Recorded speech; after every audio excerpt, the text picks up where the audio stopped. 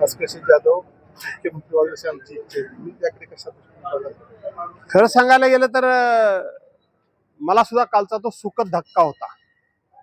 कारण आमचे नेते सुभाषराव देसाई हे शिवसेना प्रमुख मान्य बाळासाहेब ठाकरे यांच्या फळीतले नेते, पहिल्या फळीतले नेते.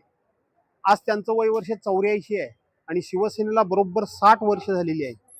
म्हणजे गेले 60 वर्ष ते शिवसेनेचं काम करतात आणि त्यांनी प्रेमानं त्यांनी जे जाहीर केलं म्हणण्याची आपली भावना माझ्याबद्दल व्यक्त केली. कारण मी त्यांच्या हाताखालीच घडलेला कार्यकर्ता आहे. मी त्यांच्या हाताखालीच जिल्हा परिषद लढलो, जिंकलो, तालुका प्रमुख झालो, नंतर आमदार झालो. त्यामुळे त्यांनी माझं अनेक वर्षाचं काम बघितलं, माझे कष्ट बघितलेत. त्यामुळं त्यांनी ती भावना केली व्यक्त की भास्कर जाधव मंत्री काय कधीही होऊ शकतील, पण ते मुख्यमंत्री झालेले मला बघायला पाहिजेत. असं जेव्हा त्यांनी उद्गार काढले तेव्हा खरंच मला देखील खरं सांगायला गेलं तो आश्चर्याचा धक्काच बसला.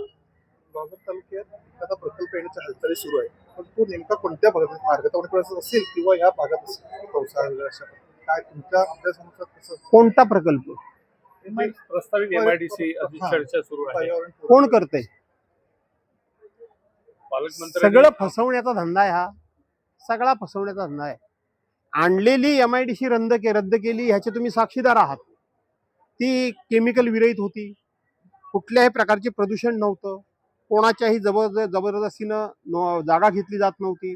दुसरी गोष्ट 4 ते 6 हजार महिलांना काम देणारी मी इंडस्ट्री आणली होती. ती ज्यांनी रद्द केली ते जर नवीन इंडस्ट्री आणत असेल तर माझं 100% त्यांना पाठिंबा आहे. पण मी तुम्हाला आज सांगतो असं काहीही होणार नाही.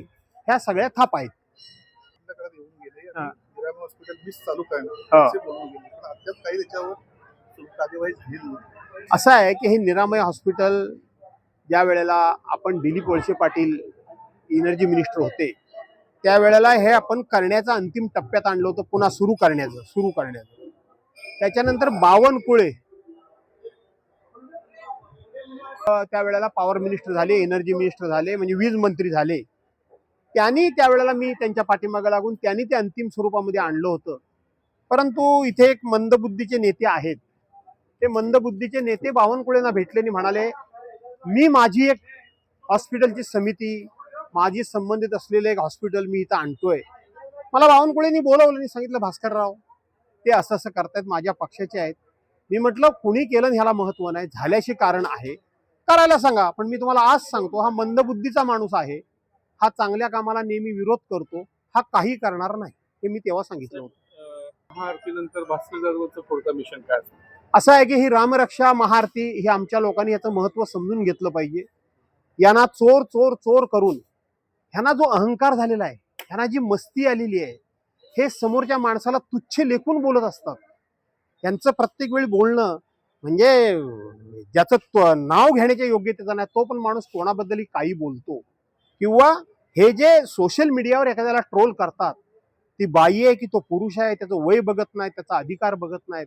वाटेल त्या परिस्थितीमध्ये कोणालाही कोणाच्या घरादाराबद्दल जाऊन जे घाणेरडं बोलतात ना, या लोकांना खऱ्या अर्थानं ह्या प्रभू रामचंद्राच्या निमित्तानं चोर चोर करून त्यांना महाराष्ट्राची संस्कृती शिकवण्याची वेळ आली, ती मी शिकवण्याचा प्रयत्न करणार आहे.